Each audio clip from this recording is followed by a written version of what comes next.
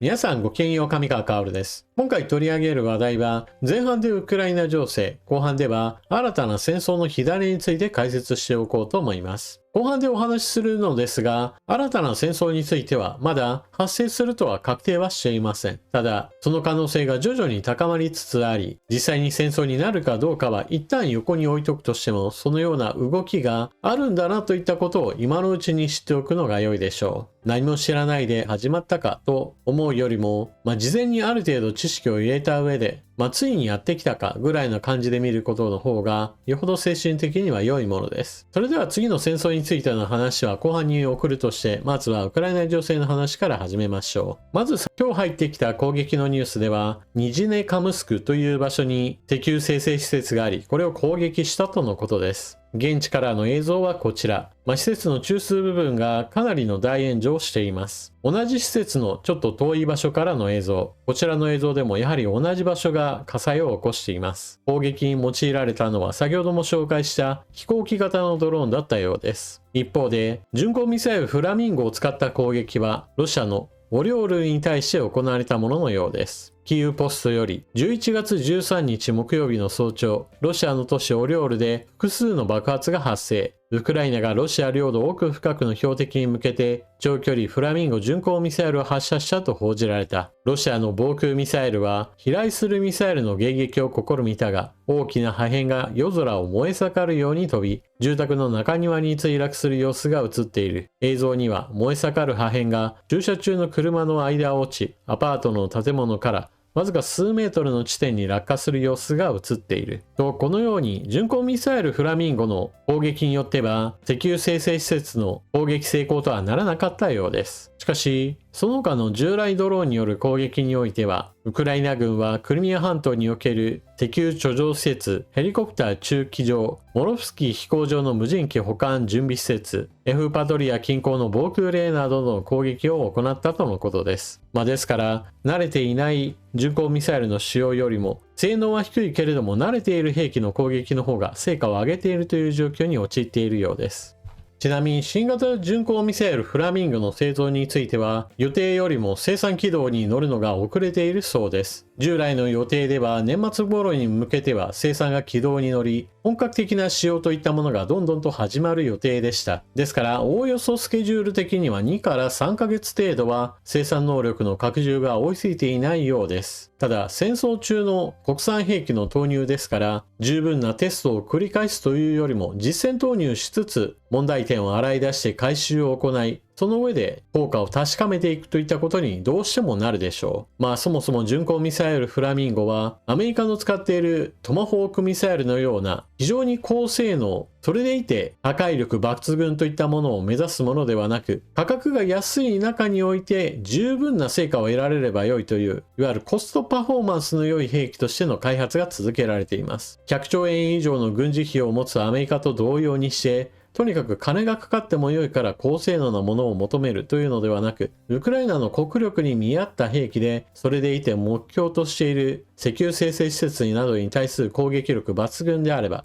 要求を満たすことの方が優先だというわけです。一方で、激しい戦いが続く地上戦においては、東部戦線で動きが発生しています。私が東部戦線で取り上げることが多いのは、まずは東部戦線北側にあるマウスカーソルで丸を囲ったあたり、クピャンスク方面。この地域においては、ロシア軍がじわじわと前進を果たし、ピャンスク市内においてもロシア兵の姿が発見されることが増えるようになっています。ただ他の地域と違って戦争研究所のマップでは水色のところにロシアの侵略を示す赤いマークが伸びてくるといった構図となっています。これは一番最悪の時期においてはこの水色の部分全てがロシア軍の占領していた地域でした。ですからロシア軍は一度押し返されたものをもう一度侵略を進めるということを行っていて、しかもそれは最大占領地までまだまだ遠いといったような状況です。そして状況の悪化が著しいのは私はむしろリマン方面ではないかなと思っています。あまり注目されることのない地域ですが、一度取り戻したリマンが再びロシア軍の手に落ちようとしています。そして激戦が続いているのが東部戦線ポクロウシクです。すでに市街戦が発生しており、市内におけるロシア兵とウクライナ軍の戦いといったものが日常的になり始めています。町の3方向をロシア側が抑えてくることによって、町に対する補給が締め上げられるようになってしまいました。そのため被害を最小限度に抑えつつ、後方で仕切り直しをした方が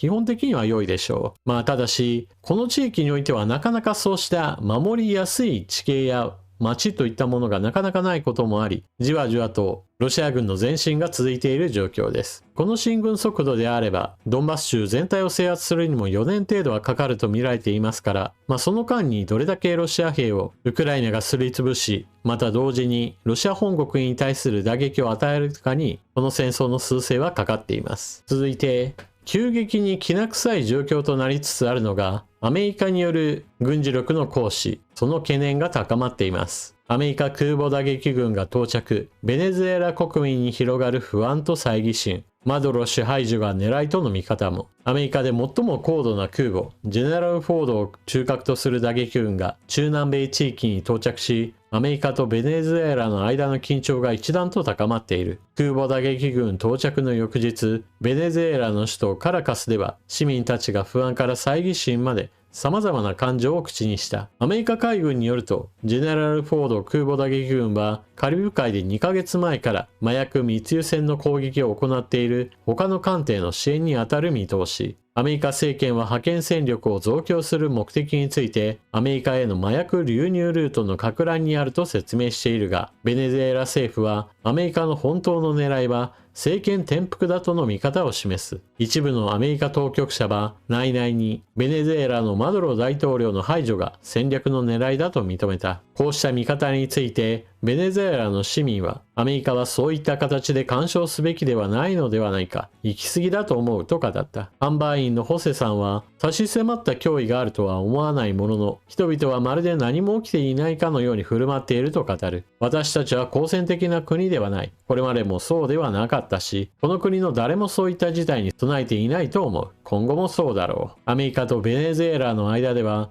数ヶ月前から緊張がくすぶっており、一段と直接的な行動に出る可能性も取り出されている。CNN の報道では、トランプ政権はベネズエラ国内のコカイン製造施設や密輸ルートを狙う案を検討中。だが政権は最近連邦議会に対し、ベネズエラ国内への攻撃を正当化できる法的根拠はないと説明した。ただ CNN は複数の当局者がそうした法的見解の概要を検討中だと報じている。ベネズエラは今週、アメリカの戦力増強に対抗して兵員や兵器、装備品の大規模動員を進めていると明らかにした。過剰な軍事力を中南米地域に差し向けていると考えられているのが今のトランプ大統領の行動です。トランプ大統領は中南米地域、特にベネズエラから大量の麻薬が入ってきている。またもしくはベネズエラの政情不安や圧政といったものが人々をベネズエラ国外へと追い出して、それがどんどんとアメリカにやってきているのだ。難民の流出元だとしてベネズエラのマドロ政権を批判しています。もともとこの地域におけるアメリカの石油メジャーの進出があったのですが、それをベネズエラでは強引に取り上げて国有化し、それによって国内から欧米メジャーを排除したといった歴史があります。ベネズエラは非常に多くの石油埋蔵量があり、本来であればその富を国家運営に適切に運用すれば十分経済を安定化させることができるはずでした。しかし経済政策の失敗により非常に激しいインフレに見舞われ、人々はベネズエラ国外へとどんどんと流出していくというような時代が発生しました。そのような政情不安な地域においては特に犯罪組織は多くの人たちの働き口になってしまいます。中南米地域からアメリカへと流れ込む様々な麻薬類は犯罪組織の非常に大きな資金源となっています。ここ最近ではトランプ大統領がそうした問題に軍事力で対抗しようとして、船を使ってアメリカにどんどんと麻薬を密輸しようとしている、そうした疑いがある船を次々と攻撃して爆破するといったことが発生しています。全てがちゃんと密輸を行っている犯罪組織のものであれば良いのですが、残念ながらただの漁師の人も撃ち殺したといったこともすでに発生しており、アメリカの情報選定についてはすでに問題視されています。現状アメリカによるベネズエラに対する侵攻作戦の気配といったものはありません。しかし